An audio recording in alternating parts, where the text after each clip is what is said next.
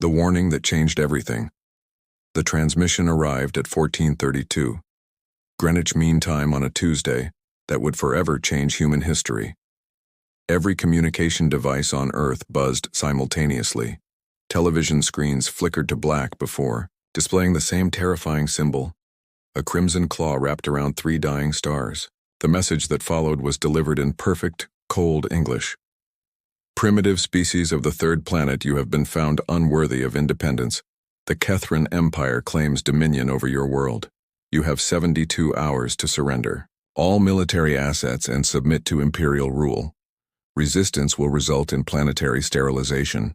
Compliance ensures your survival as a servant species. The message ended with coordinates and a single word: submit. The Council of Defiance. In the underground war room beneath the Rocky Mountains, President Marcus Vail stood before the holographic display showing the alien fleet. 300 massive ships hung in space beyond Pluto, each one the size of Manhattan. His weathered face showed no fear, only the cold determination that had earned him 3 terms in office. Options? He asked simply. General Zara Knox, her silver hair pulled back in a tight bun, stepped forward. The woman who had orchestrated humanity's greatest military victories spoke with quiet confidence. We have 2 choices, sir. Surrender and become slaves, or fight and show them what humans are really made of. Vice President Diana Frost, known for her diplomatic solutions, shook her head. Marcus, they have technology we can barely comprehend. 300 ships against our entire fleet, it's suicide. President Vail turned to face the room full of military commanders and government officials. His voice carried the weight of 7 billion lives. The Catherine Empire made one critical mistake. They gave us 72 hours. They should have attacked immediately. The hidden arsenal. Deep in the asteroid belt, Commander Jackson Cross received the coded transmission he had been waiting for 20 years to hear. Operation Nightfall was finally active. The grizzled veteran looked at his crew of miners turned soldiers and smiled grimly. Boys, remember those mining ships we've been retrofitting? Time to show the galaxy why you never threaten a human's home. For decades, humanity had been secretly converting civilian vessels into weapons of war. Asteroid miners became missile platforms. Cargo haulers transformed into troop transports. Research stations evolved into fortress shipyards. The Catherine Empire saw primitive humans with basic space travel. They missed the warriors hiding beneath. Director Vex Ryder activated the quantum communication network from Luna Base. His cybernetic eye glowed as data streams flowed across his vision. Every human colony, every outpost, every hidden facility received the same message. The wolves are at our door. Time to show them our teeth. The response: President Vail stepped before the cameras as the world watched. Behind him stood the greatest military minds humanity had ever produced. His words were simple, direct, and would echo through history. To the Catherine Empire, and any who dare threaten Earth, you demanded our surrender. You promised extinction. If we resist, you clearly don't know who you're dealing with. He paused, his eyes burning with humanity's collective fury. We are the children of a world that tried to kill us every day for millions of years. We survived ice ages, plagues, wars, and disasters that would break lesser species. We turned deserts into gardens and reached for the stars when we could barely fly. The president's voice grew stronger. You want our surrender? Come and take it. But know this: we are human. We don't surrender. We don't bow. We fight. And when we fight, we win. The transmission ended with Earth's response broadcast on all frequencies. A single image of a clenched human fist against the backdrop of stars, with words that would become legend. Try us. In space, the Catherine fleet received the message. They laughed at the primitive defiance. They would soon learn their mistake. Humanity had just declared war on the galaxy, and the galaxy was about to discover why that was the worst decision the Catherine Empire had ever made. The fleet that shouldn't exist. 48 hours after the ultimatum, the Catherine Empire detected movement in the outer solar system. What they saw confused their sensors. Ancient human vessels, crude and primitive, were approaching their position. The alien commanders laughed through their communication channels. Captain Dante Reeves stood on the bridge of the UES Ironclad, watching the massive Catherine ships grow, larger on his viewscreen. His ship had once been a deep space mining vessel, hauling ice from Europa's surface. Now it bristled with railguns and missile pods welded to its hull by desperate engineers. "Captain, they're trying to communicate with us," reported Communications Officer Riley Parks, her fingers dancing across alien frequency translators. The Catherine voice was filled with amusement. "Primitive vessels. You approach the might of the Empire with scrap metal and desperation. Turn back now, and we may allow your species to serve us as laborers instead of becoming extinct." Captain Reeves smiled coldly. He had spent 15 years hauling asteroid ore through solar storms and cosmic radiation. These aliens had no idea what humans could endure. "Tell them this," he said calmly. "We didn't come here to talk." The Battle of Neptune's Gate. What happened next would be studied in military academies across the galaxy for centuries. The human fleet didn't follow any known combat doctrine. Instead of forming battle lines or defensive positions, they scattered like startled fish, only to regroup in ways that defied tactical logic. The UES Hammer, commanded by Captain Rex Stone, had been an asteroid cracker. Its mining charges were now converted into proximity mines that detonated with the force of small nuclear weapons. Captain Stone watched as Catherine fighters flew directly into his trap. "Mining ship my foot," he muttered as alien vessels exploded in brilliant flashes. "We're predators who learn to hunt in the dark." Lieutenant Commander Sage Martinez piloted her converted research vessel through the chaos. The UES Discovery had once studied cosmic phenomena. Now its sensor arrays tracked enemy movements with deadly precision, feeding targeting data to every human ship in the battle. The Catherine Empire had expected a quick victory against primitive opponents. Instead, they found themselves fighting enemies who used tactics learned from surviving in the harshest environments imaginable: improvisation and fury. The turning point came when Engineering Chief Knox Wheeler made a decision that would become legend. His cargo hauler, the UES Titan, was loaded with raw materials meant for Mars colony. Instead of fleeing, he aimed his ship directly at the largest Catherine battlecruiser. "This is Wheeler to all ships," he broadcast. "Sometimes you don't need fancy weapons. Sometimes you just need to hit them really, really hard." The Titan's cargo hold contained 3,000 tons of refined titanium ore. When it impacted the Catherine flagship at 20% light speed, the explosion was visible from Earth. Navigator Luna Vega, aboard the command ship UES Defiance, watched the alien formation break apart in confusion. The Catherines had never faced an enemy willing to sacrifice entire vessels for a single killing blow. "They fight like their planet," she observed to Captain Reeves over the comm. "Brutal, unforgiving, and completely unpredictable. The price of underestimation." The Catherine fleet commander, Warlord Aztec Keth, realized his mistake too late. These weren't primitive savages flying scrap metal. These were apex predators who had turned their tools of survival into instruments of war. Human ships moved like wolves, striking weak points and retreating before the enemy could respond. Their weapons were crude but devastatingly effective. Worst of all, they seemed to take pleasure in the chaos they created. Captain Reeves received damage reports from across the human fleet. 30% casualties, but they had destroyed twice their number in Catherine vessels. More importantly, they had sent a message that would echo across the stars. "Humanity doesn't just fight, Captain," Reeves announced to his crew as they watched the surviving Catherine ships retreat toward the outer planets. "We fight smart, we fight dirty, and we never ever give up." The first battle was over, but both sides knew this was just the beginning. The Catherine Empire had tasted human fury and found it bitter. Now they would bring their full might to bear. But humanity was ready. They had turned their miners into warriors, their tools into weapons, and their desperation into strength. The galaxy was about to learn what happened when you cornered the children of Earth. The Empire strikes back. The Catherine High Command was no longer amused. Reports from the outer system told of impossible defeats, of primitive humans using tactics that defied all military logic. Supreme Admiral Vorth Nexus, veteran of 1,000 conquests, called for the Death Fleet. "Deploy the Annihilator Corps," he commanded from his flagship. "These humans need to learn what happens when lesser species defy the Empire." 200 of the Catherine Empire's most advanced warships emerged from hyperspace.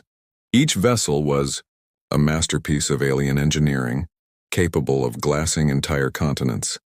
Their crews were elite warriors who had never known defeat. Lieutenant Commander Nova Sterling received the alert while conducting routine patrols near Jupiter. Her experimental fighter squadron had been testing new human technology, prototypes that pushed the boundaries of what their species could build. "Control, this is Wildfire Squadron," she reported, her voice steady despite the odds. "We have visual on the enemy fleet. They brought their best this time. David and Goliath." Among the stars, Nova's squadron consisted of 12 fighters, each one cobbled together from racing engines, mining lasers, and pure human stubbornness. Against 200 alien dreadnoughts, they should have been insignificant. But humans had never been good at understanding impossible odds. Pilot Marcus Blaze, flying Nova's wing, checked his weapon systems. "Commander, my ship used to deliver pizza on Mars. Now it's about to fight the galaxy's finest war machines. I love this job." Flight engineer Raven Cross had modified their fighters with salvaged alien technology from the first battle. "Nova, the new shield generators are holding, but I can't guarantee how long. These ships weren't designed for this kind of punishment." "Then we'll have to hit them before they can hit us," Nova replied, banking her fighter toward the approaching armada. The swarm tactics, what the Catherine Death Fleet encountered, defied their understanding of warfare. The human fighters didn't engage in honorable combat or follow established battle doctrine. Instead, they swarmed like angry insects, using their small size to dart between the massive alien ships. Squadron leader Axel Storm led a group of converted racing ships through the enemy formation. "Remember, we're not trying to destroy them all," he called over the comm. "We're trying to make them angry and stupid." The strategy worked perfectly. Human fighters would dart in, deliver devastating strikes to critical systems, then vanish into the void before the aliens could respond. They used the enemy's own size against them, hiding in sensor shadows and exploiting blind spots. Captain Zed Hunter, commanding a squadron of modified atmospheric fighters, discovered that human vessels could operate in environments that would destroy alien ships. "Following me into Jupiter's storm system," he announced. "Let's see how well their fancy armor holds up against lightning." The fury of the desperate. The battle raged for 18 hours. Human pilots pushed their cobbled-together fighters beyond all safety limits, sustained only by caffeine, determination, and the knowledge that Earth's survival depended on them. Pilot Luna Phoenix managed to crash her damaged fighter directly into a Catherine command ship's bridge. Her final transmission was simply, "Tell my family I made it count." Her sacrifice opened a gap in the enemy formation that Squadron Commander Tyler Frost exploited ruthlessly. "All units, concentrate fire on the flagship's engines. Nova, can you get us a clear shot?" Nova Sterling dove her fighter through a storm of alien weapons fire, her ship's hull glowing from near misses. "Copy that, Tyler, one opening coming right up." The moment of truth. As the battle reached its climax, something extraordinary happened. The human fighters, battered and outnumbered, began to fight with a coordination that transcended their individual capabilities. They moved like a single organism, each pilot anticipating the other's actions. The Catherine Death Fleet, despite their superior numbers and technology, found themselves outmaneuvered by enemies they had dismissed as insects. Worse, they realized these humans were learning, adapting, evolving their tactics with each passing minute. Supreme Admiral Vorth Nexus watched in growing horror as his elite forces were systematically dismantled by creatures flying ships held together with determination and spare parts. "How are they doing this?" he demanded of his tactical officers. The answer came from an unexpected source, a human transmission, broadcast on all frequencies, delivered by Nova Sterling as she limped back toward Earth in her damaged fighter. "You want to know how we're beating you? It's simple. You fight for conquest, we fight for our children's future. You fight with machines, we fight with our souls. and souls, Admiral, are something your empire will never understand. The Death Fleet retreated, leaving behind the wreckage of their reputation and the growing legend of humanity's impossible warriors. The Empire's growing fear. In the depths of the Kethran flagship, Supreme Commander Vex Korath studied the battle, reports with growing unease. 3 separate engagements, 3 devastating defeats. The humans weren't just winning through luck anymore. They were learning, adapting, becoming something the Empire had never encountered before. "Sir," his intelligence officer reported, "our analysts believe we may have miscalculated. These humans appear to be a warrior species disguised as primitives." Korath's claws scraped against his command throne. "Impossible. Our scouts confirmed. They were peaceful, diplomatic. They spent decades trying to join galactic civilization through negotiation. That may have been their greatest deception, sir." The network awakens. On Earth, Director Phoenix Kane stood before the largest holographic display ever constructed. The underground command center stretched for kilometers beneath the Sahara Desert, housing technology that would have seemed impossible just months ago. "Status report," Phoenix commanded, her augmented voice carrying across the vast chamber. Technical specialist Orion Vale looked up from his workstation. "All colonies are online, Director. Mars, Europa, Titan, and the asteroid mining stations. Even the research outposts in the Kuiper Belt are reporting ready status." Phoenix smiled, grimly. The Kethran Empire thought they were fighting Earth. They had no idea they were facing an entire solar system that had spent generations preparing for this moment. Commander Frost Meridian, scarred veteran of the Jupiter engagement, stepped forward. "Director, the outer colonies are requesting permission to join the main assault. The miners on Ceres have converted their entire operation into a weapons factory." "Granted," Phoenix replied. "Send the activation codes to all stations. It's time to show the galaxy what humanity really is." The hidden strength. On Titan, Colony Administrator Beck Ranger watched as his research facility transformed into a fortress. Scientists became soldiers, laboratories became weapons factories, and the peaceful moon that had studied Saturn's rings for decades revealed its true purpose. "Ranger to all stations," he broadcast. "Operation Iron Child is now active. Remember, we're not just defending Earth. We're protecting every human child who will ever look up at the stars and dream of freedom." The transformation was breathtaking. Across the solar system, human settlements that had appeared to be peaceful, research stations and mining colonies revealed themselves as carefully disguised military installations. Generations of humans had lived double lives, preparing for a war they hoped would never come. Mining foreman Jade Steele watched as her asteroid operation deployed weapons that had been hidden in plain sight for 20 years. "Control, this is Vesta Station. We have 300 kinetic impactors ready for launch. These rocks are about to become very expensive for the Empire." The Children's Crusade. What made the revelation even more terrifying for the Kethran Empire was the age of the human defenders. Many of the most effective fighters were barely adults, raised from birth in the harsh environments of space colonies. Pilot Ace Quantum, only 19 years old, had been born on Europa and raised in zero gravity. Her understanding of three-dimensional combat was instinctive, learned by playing in the ice tunnels beneath her homeworld's surface.